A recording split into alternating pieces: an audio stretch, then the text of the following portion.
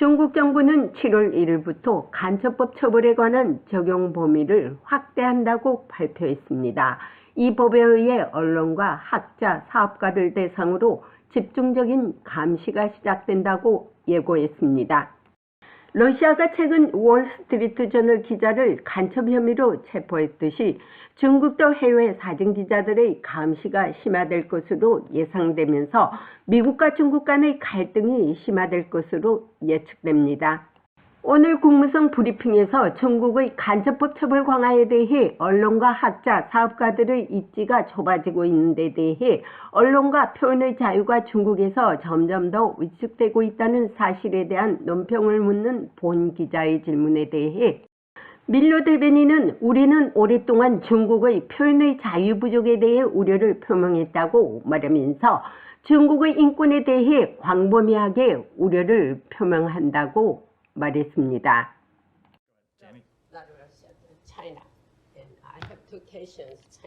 중국에 대한 질문입니다. 중국 정부는 언론인, 학자, 기업인에 대한 간첩법 처벌이 7월 1일부터 시행된다고 발표했습니다.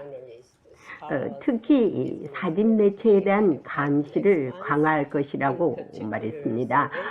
언론과 표현의 자유가 중국에서 점점 더 위축되고 있다는 사실에 대해 귀하는 어떻게 말할 수 있습니까?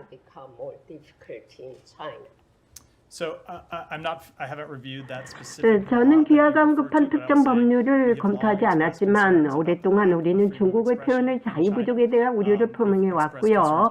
중국의 인권에 대해 광범위하게 우려를 표명하면서 장관님께서는 중국에 있었을 때 관리들과 회담하면서 그의 공개적인 논평을 모두 했습니다. 그리고 그에 대해 우려했습니다. 러시아가 미국인 기자를 간첩 혐의로 체포했듯이 이 법도 중국을 견제하는 언론을 차단하는 행위로 볼 수 있습니까?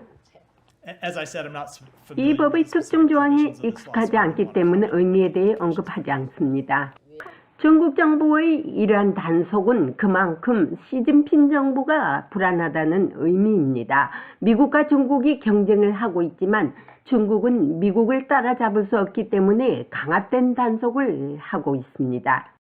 중국에서 언론 표현의 자유가 상실되고 있었던 것은 새로운 사건이 아닙니다. 중국은 북한과 같이 인권 탄압이 자행되고 있는 국가이고 특히 종교인의 탄압은 매우 심각합니다.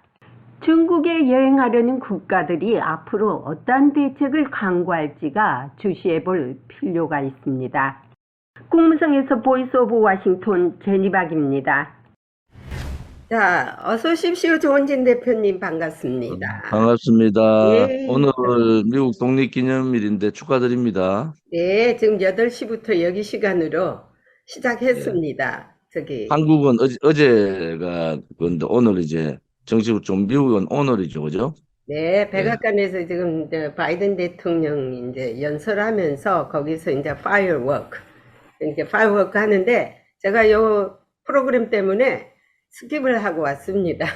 중요해가지고 원래 일요일 하는데 제가 출장 지금 바깥에서 소리가 들릴 거예요. 여기서도 지금 파이어워킹 하느라고 지금 막 우리 동네도 난리인데 자 오늘은요. 한미 동맹이 강화되는 시점에서 미국의 독립기념일 진심으로 우리 공화당은 진심으로 축하드린다는 말씀을 드릴게요. 예, 알겠습니다. 자, 이 프로그램 보신 분들은 이제 다 축하 인사 접수했습니다.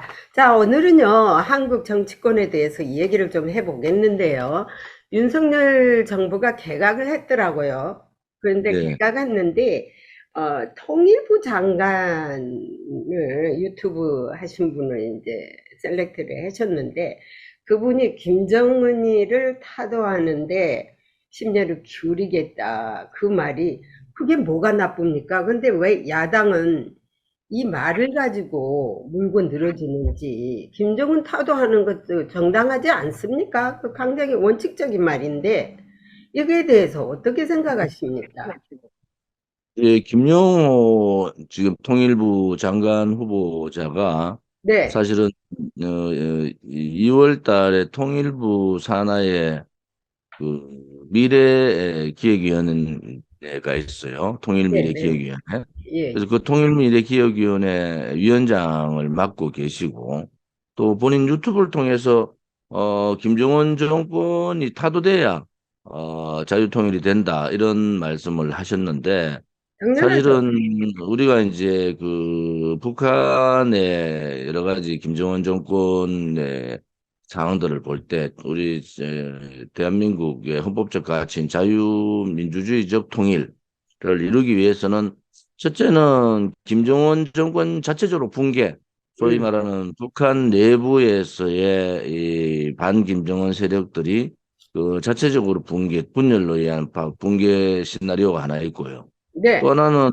그 외부에 의한 뭐 전쟁을 통한 외부에 의한 붕괴 뭐 이런 부분도 두 번째 외부에 의한 붕괴 부분들은 전쟁을 치러야 되기 때문에 굉장히 어려운 상황이고 이제 그 세 번째는 북한이 붕괴하지 않고 박정희 대통령 때도 얘기했듯이 북한이 핵을 포기하고 그러한 도발적인 미사일 공격이라든지 음, 이러한 부분들을 중단하고 바로 국제적인 사회로 일원으로 들어올 경우에 네. 북한을 인정하고 북한의 경제 발전을 서방국가 도와줌으로 인해서 중국은 음, 물론이고 북한이 국제적인 사회로 또 경제 성장을 통해서 제대로 된 그뭐 부분을 가는 거.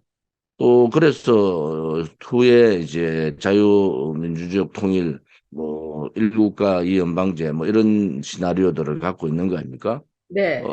네 번째는 이제 지금의 이제 북한이 핵을 보유하고 있는 것은 사실이고, 음, 그러면 미국 일각에서도 얘기 나오는 북을 핵 보유국으로 인정을 하고, 군축 회의를 통해서 핵은 놔놓고, 핵은 놔두고, 이제 북한을 인정하고, 제재를 푸는 그런 시나리오들이 있단 말이에요. 네. 그중에서 우리 일반적인 뭐 대한민국 국민들은 북한이 스스로 붕괴되는 그 김정은 체제가 붕괴되는 형태를 취해야 되고 네. 북한이 핵을 가지고 계속할 경우는 대한민국은 당연하게 김정은 그 레짐 체인지 어 함으로 해서 소위 말하는 그 우리 박근혜 대통령 때 만들었던 그러한 참수부대라든지 이런 걸 통해서 북한의 붕괴, 김정은 제 세력의 붕괴를 한국이 주도적으로 해나가는 방안,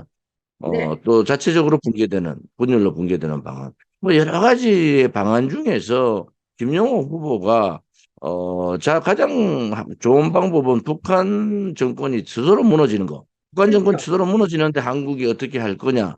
음, 혹은 북한 내부가 분열에 의해서 반란에 의해서 무너지는 경우 이 얘기에 중점을 두고 한 거 아닙니까? 그렇죠. 그것은 학자로서 또 통일부의 미래기획위원장으로서 충분히 얘기할 수 있는 부분이다. 뭐 그렇죠. 사실 그 사람이 또 자기가 통일부 장관 될 거라는 생각도 안 했을 거고 그렇죠. 그렇지만은 그것이 야당이 그 생각이 잘못됐다. 그것은 본인의 사상의 문제고 이념의 문제인데 그 그렇죠. 부분을 잘못했다. 왜 통일부 장관이 저렇게 강공에 공격적인 그런 사람이 냉전 시대에 그런 사람이 가느냐. 그런데 실질적으로 지금 신냉전 시대 아닙니까? 그렇죠. 신냉전 시대에서는 북한 핵을 인정하지 않고 인정해서는 안 된다는 게 우리 공화당뿐만 아니라 우리 대한민국 국민들의 대부분의 생각인데 네. 제가 우려하는 것은 미국에 의해서 북한 핵을 인정하고 군축회의를 들어가면서 북한의 제재를 풀어주는 그래서 그것이 가장 우리 그렇죠. 대한민국 봐서는 가장 나쁜 그 시나리오거든요. 왜 그렇죠. 우리가 굳이 가장 나쁜 시나리오 가느냐? 음, 북한이 핵을 포기하는 방법 중에서 북한이 붕괴되는 게 하나 있고 그렇죠. 스스로 핵을 포기를 하는 경우가 하나 있는데 뭐 후자의 스스로 핵을 포기하기는 거의 불가능하다. 당연히 그럼 북한 스스로가 붕괴되는 것이 옳지 않느냐? 그거는 통일에 대해서 관심 있는 사람들의 대부분의 생각이다. 이렇게 볼 수 있습니다. 그게 이제 원칙적으로 얘기를 했는데 야당들의 그 색깔이 원래 불구스름한 색깔들이라서 그 사람들은 그 거의 그 저기 김정은이가 싫어한 것들을 또 같이 싫어하는 거 아닙니까? 그 타도 김정은이를 타도를 해야만, 그 정권을 타도야만이 북한 그 인민들이 지금 저 인권도 저기 뭐야 무시하고 사는 나라기 때문에. 지금 뭐 민주당이나 어, 조사파 혹은 반자유민주주의 체제 세력들은 북한 정권의 타도보다 윤석열 정부의 그 타도를 외치고 있으니까 그 사람들은 햇볕 정책이 실패했고 그 햇볕 정책으로 인해서 핵 개발을 더 당겨주고 핵을 경량화 그 공격용으로 만들어주는 한 시간적인 여유를 줬던 게 좌파 정권 아닙니까? 그럼 뭐 그렇죠. 유태중 노무현 그다음에 문재인 다 그런 형태를 취했잖아요. 네. 결국은 거짓평화쇼. 이제 햇빛 정책은 실패한 정책이다라는 게 드러나고 북한이 핵을 보유하고 있다는 것 자체로 봐서도 햇빛 정책은 실패한 정책이에요. 그렇죠. 그렇죠. 본인들의 실패한 정책에 의해서 죽어가는 망해가는 북한을 살려줬고 핵을 절대로 만들지 않겠다는 김대중 대통령의 말은 다 허언이고 거짓말이잖아요.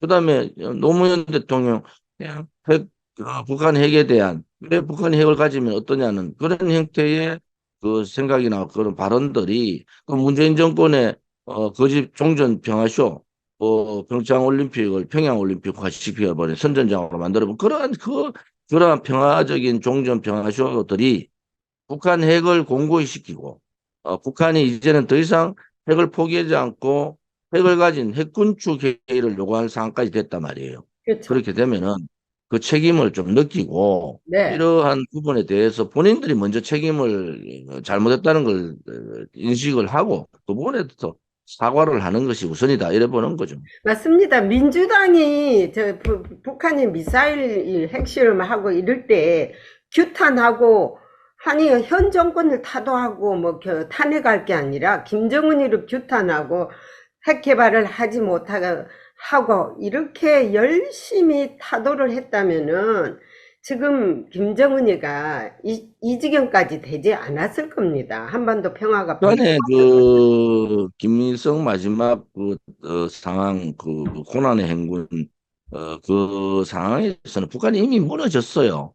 네, 무너졌는 그 사람 그저 거기에다가 그냥 뭐 지원을 통해 가지고 햇볕 정책에 뭐 지원을 통해서 북한을 저렇게 핵 보유국으로 만들어 줘 버렸단 말이에요. 그렇죠. 그것은 야당의 민주당 또 대한민국의 좌파들이 극렬하게 역사적으로 그 사과를 해야 되는 전 국민들한테 통렬한 사과를 해야 된다. 저는 그렇게 보고 있습니다. 맞습니다. 자, 그러면요, 또 현대 그 현정은 그, 저 누구야, 회장이 왜 또 북한을 갖다 현대회장. 또 그런 얘기가. 그것은 제가 볼 때 어차피 이제 북한에서 그걸 받을 일은 없죠. 네, 왜냐하면 지금 금강산 부분에 대해서 김정은이가 굉장히 비판을 하고 자기들이 다시 다 개발을 새로 한다 이렇게 선언을 해놓은 상태잖아요. 그렇죠. 현정은 회장 입장 자기들 재산이잖아요. 그렇죠. 거기에 대해서 분명하게 내 재산이라는 것을 분명히 그걸 이제 야, 말을 자꾸 안 하면은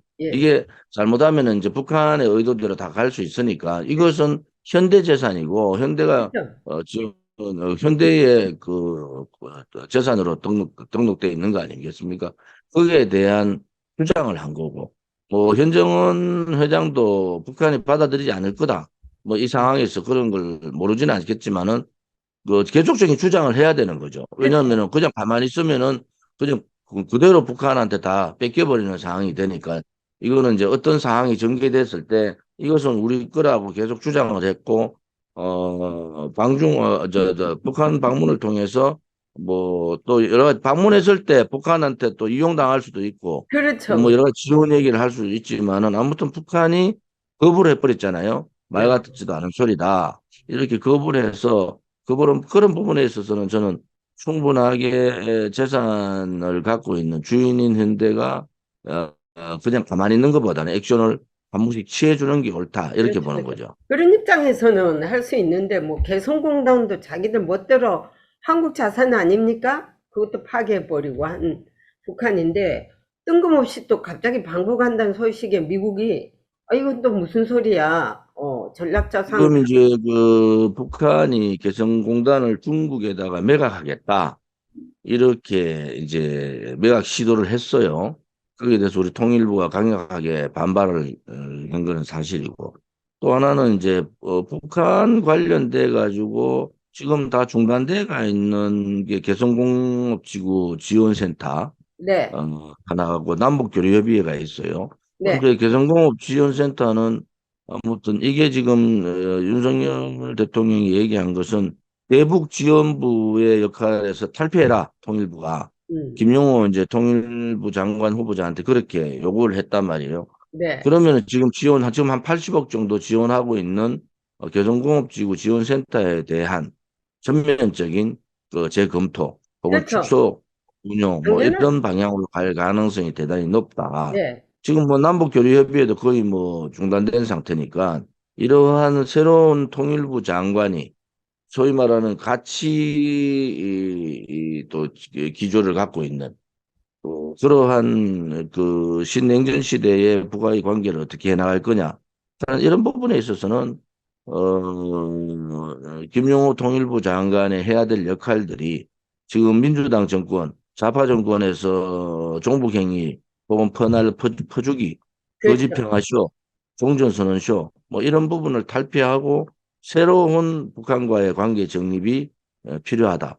지금 윤석열 정부는 가치 외교를 들고 나왔고 그런 가치 외교의 차원에서도 통일부도 그 가치 외교에 맞는 그러한 통일부의 역할을 해야 된다라는 것이 윤석열 정부가 또 윤석열 대통령이 신임 김용호 통일부 장관한테 바라는 바다. 저는 그렇죠. 그렇게 보고 하여튼 있습니다. 어떤 형태로든 북한에는 현금을 줘서는 안 된다는 게 미국의 입장이고 지금 또 유엔 제재를 하고 있지 않습니까? 미국도 제재를.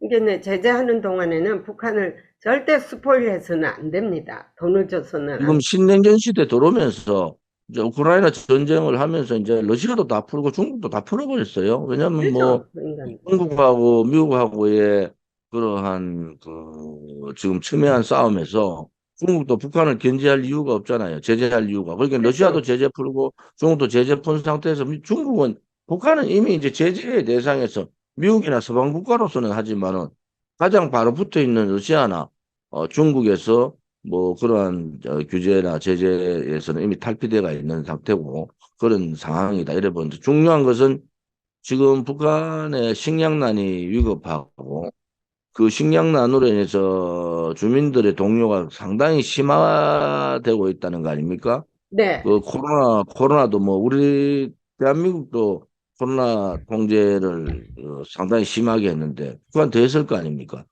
그런 입장으로 봐서는 그 북한이 지금도 코로나 이후에 북한 경제가 지금 거의 몰락하다시피 하고 또 그렇죠. 식량난이 심각해서 북한 내부의 동료들이 상당할 거다. 저는 그렇게 보고 있습니다. 그 어저께 상하이 협력 기구 회의라 그래가지고 중국이 만들어 놓는 그 기구에서 푸틴이 또 연설을 했는데 중국과 더 아주 더 든든하게 가까워질 거라는 그런 연설을 하더라고요. 그래서 이제 중국과 러시아는 뗄래야 뗄 수 없는 관계이기 때문에 미국도 그거를 알고 있어요. 그리고 이제 최근에 그 저기 중국이 그 간첩 적용 그 죄를 더 확대해서 지금 이제 시행을 7월 1일부터 시작을 했습니다. 그래서 미국이 중국의 여행 금지령을 내렸습니다. 음. 그럼 지금 중국하고 미국하고 아주 가까워진 것처럼 토킹도 하고 회의를 하지만은 실질적으로는 더 타이트한, 아니, 여행 금지령이랑은 대단한 거예요. 그 함부로 가지 말라는 거 아닙니까? 그 경제적으로 막대한 피해가 옵니다. 한 번씩 그런 여행 금지령을 내리면은. 그건 뭐냐? 역으로 생각하면은 중국이 간첩죄 적용을 넓게 예를 들어서 중국의 공공기관을 촬영한다든지 언론. 그게 반 시진핑 인사를 만난다든지 음, 혹은 여러 가지 그런 자료를 찾아본다든지 뭐 이래도 간첩죄를 적용하겠다는 거 아닙니까? 특히 그렇죠. 이제 첨예한 지금의 그 미중 간의 어떤 첨예한 싸움에 있어서는 뭐 우방국가 거의 우리나라가 나라도 마찬가지지만은 굉장히 조심해야 된다. 음, 중국은 저게 법으로 적용하면은 한번 잘못 엮으면은 그렇죠. 어떤 상황으로 전개될지 모르지 않습니까? 그렇죠. 그래서 미국이 이제 그러한 우려를 먼저 선제적으로 해외 금지 이렇게 금지령을 내린 그런 이제 미국이 금지 대상이 중국, 홍콩, 그다음에 어딥니까? 세 군데에다가 이렇게 금지령을 내린 거 아닙니까? 그래서 그런 부분을 볼 때는 미국과 중국의 이러한 소위 정보 전쟁 음, 그러한 부분들이 굉장히 첨예하게 싸우고 있다. 또 반도체 문제도 미국이 이제 반도체에 그 제재를 가하고 반도체 보호 법안까지 내고 세계적인 반도체를 미국이 솔직히 장악하겠다는 생각을 갖고 있는 거 아닙니까? 그러니까 중국이 그러면은 반도체에 들어가는 원재료 그 중국이 지금 80% 제공을 하고 있는데 그러한 원재료를 이제 막아버리겠다. 그렇게 그건 이제 지금 거의 발표를 했고 그거는 이제 소위 말하는 그러한 수출에 대해서는 중국 국무원 그에서 거기에서 결제가 나야지 수출이 된다. 이런 그렇죠. 상황이 됐단 말이에요. 결국은 거기에 한국이나 혹은 대만 이렇게 반도체 강국들의 영향이 굉장히 크고 미국은 자기들의 반도체에 대한 보호를 위해서 압박을 하고 중국은 원재료로서 압박하고 이렇게 양국 간의 문제 때문에 그 피해는 고스란히 대한민국의 반도체 산업에 굉장한 영향을 미치고 있는 겁니다. 지금도 한국이 뭐 올 연말부터 반도체가 조금 이제 조금 나아진다고 하지만은 이렇게 중국이 또 반도체 원료를 가지고 압박을 하고 미국은 자기 국내의 산업의 반도체 산업을 키우기 위해서 압박하고 이러한 진퇴양난의 상황이 지금 놓인 겁니다. 그래서 미국과 중국과의 첨예한 대립이 결국은 경제적으로는 우리나라에 굉장히 여러 가지 악영향을 미치고 있다. 그거는 사실인 거죠. 또 중국에 대한 수출량이 급감하고 지금도 이제 전반기에 그 무역 적자 현상이 나타나고 소위 수입이 많고 수출이 적은 그런 상황이 돼가 있는 상황이라서 향후 대한민국 경제적으로 봐서는 여러 가지 고민해야 될 지점이 많다 이래 봅니다. 지금 월스트리트 저널 기자가 러시아에 지금 간첩죄로 지금 체포돼가 구금되어 있지 않습니까? 근데 이제 중국도 지금 미국의 그 특파원이라든지 기자들, 언론인들을 아주 딱 뻔때를 보이려고 지금 하고 있는 것 같아요. 시위 현장에 무조건, 시위 현장에도 오지 말라는 거예요. 거기 오면은 무조건 간첩죄라는 거예요. 그러니까 비즈니스맨, 또 학자들, 이런 식으로 조여오니까 미국이 이건 너무 그냥 하니까 위태롭지 않나 해서 금지령을 내린 거 아닙니까?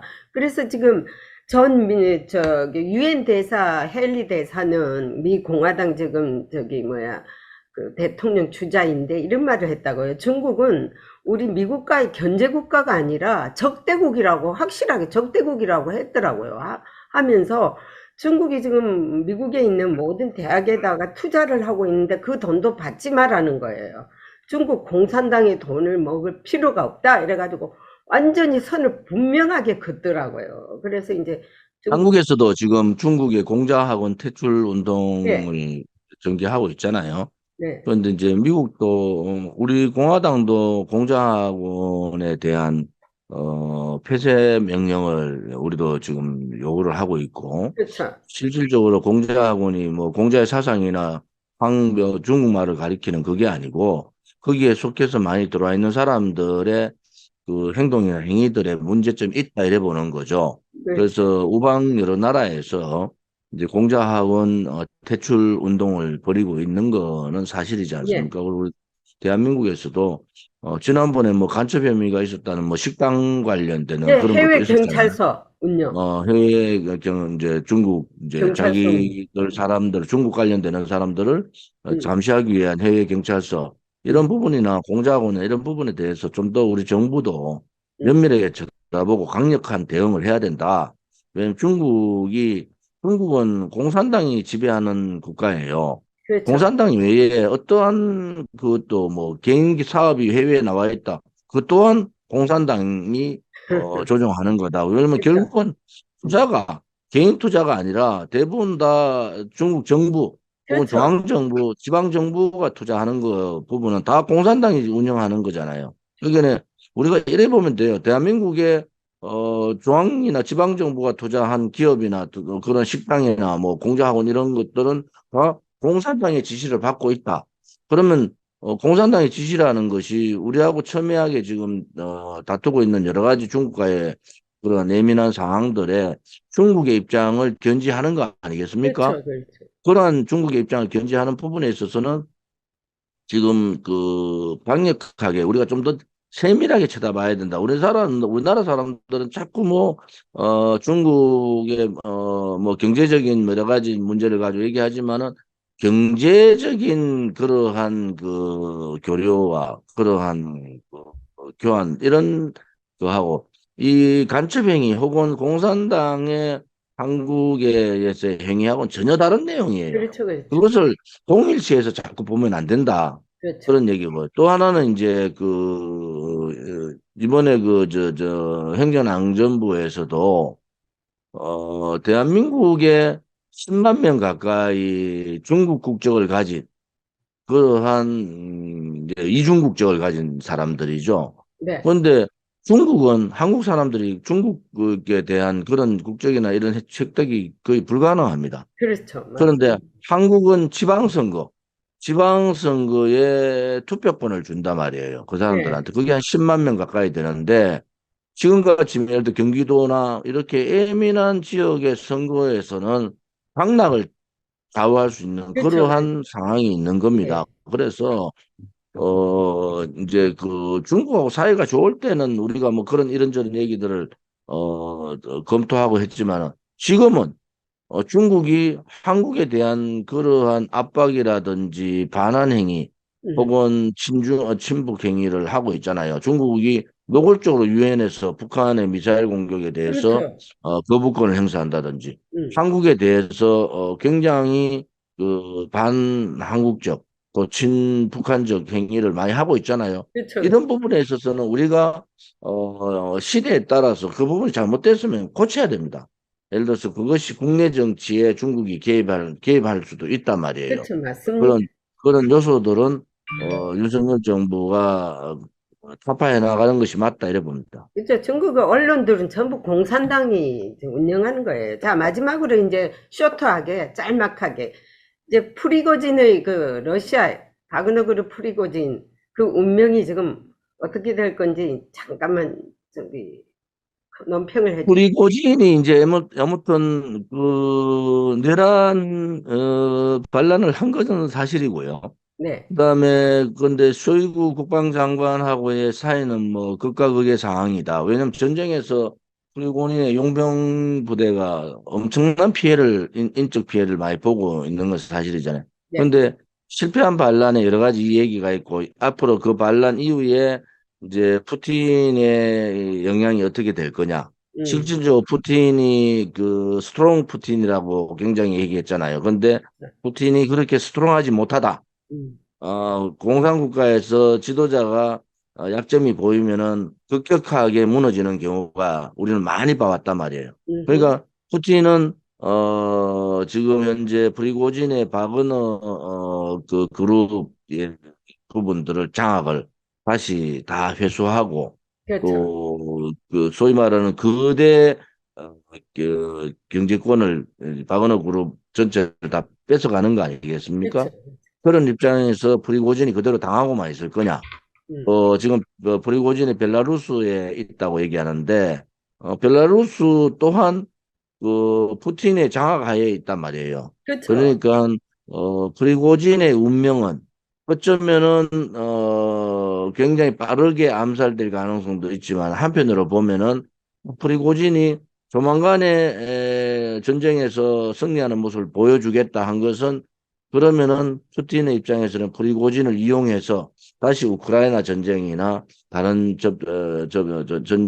전쟁을 치르고 있는 뭐 중동이나 뭐 아프리카 이런 지역에 다시 한 번 더 손을 잡고 갈 것이냐 그렇죠. 이런 부분들을 좀 더 지켜봐야 될 필요성이 있을 것 같아요. 근데 이제 지금 조은진 대표님께서 마지막 그 후자가 맞는 것 같아요. 새로운 미션, 푸틴하고 그 프리고진과의 아마 새로운 미션으로 등장할 것 같습니다. 왜냐면은 푸틴도 프리고진을 이용해서 아프리카나 중동 지역의 그 뭐 안보라든지 이런 걸 책임지게 만드는 거, 그게 제일 할 수 있는 적격자가 프리고진이거든요. 그러니까 달래서 죽이느니 달래서 써먹는 걸로 가지 않겠는가. 그러니까 지금 이제 문제는 네, 제가 이제 우크라이나 전쟁이 그렇게 오래 가지 않을 거다는 말씀을 자꾸 드리잖아요. 그럼 네, 우크라이나 전쟁 이후에 푸틴과 프리고진의 입장이 어떻게 정리될 거냐? 음, 그것은 이제 전 세계의 러시아를 대면할 수 있는 정보 능력이라든지 또 군사 러시아가 직접 공격하실 수 없는 그러한 상황에서 푸틴이 프리고진을 이용하는 그러한 관계로 가지 않겠느냐. 뭐, 그런데 푸틴에 대한, 예를 들어서, 또 다른, 뭐, 여러 가지 상황들이 올다 그랬을 때는, 뭐, 프리고진을 제거하는 그러한 상황들도 올 수 있다, 이래 봅니다. 예. 오늘은 여기까지입니다. 예, 아주 좋은 말씀 감사하고요. 또 다음에 예, 뵙겠습니다. 안녕히 계십시오. 고맙습니다. 수고하십시오.